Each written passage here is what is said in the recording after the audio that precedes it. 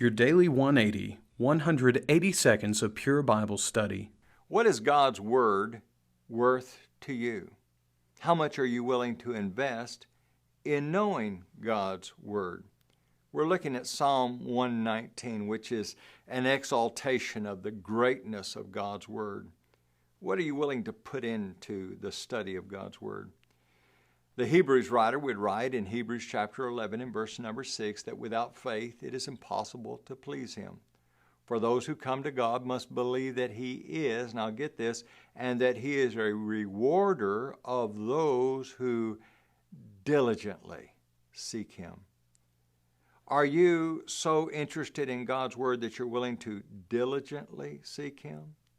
Now let's go back to Psalm 119 and consider some of the verses there that talk about the diligent search for truth.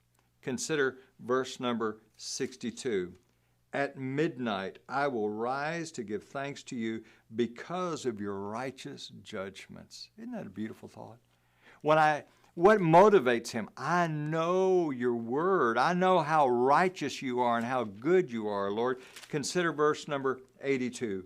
My eyes fail from searching your word, saying, when will you comfort me? In other words, he just keeps studying God's word and his eyes get tired, but he will not give up. He's going back and back to God's word. Consider verse number 97.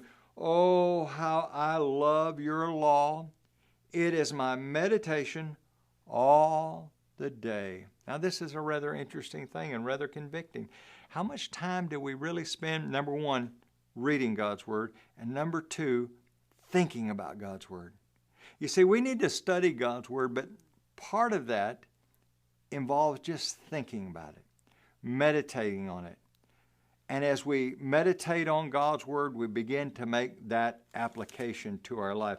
Consider verse number 123. My eyes fail from seeking your salvation and your righteous word. Here's the idea. I just keep digging in. I just keep digging in to your word. Consider 147.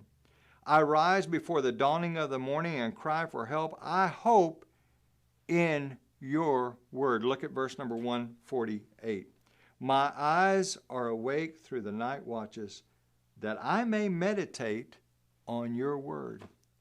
Do you make it such a priority of your life that you say, I'll skip some sleep to think about, not just to read, but to think about God's word? Do you have a teachable heart? Join us again for your Daily 180.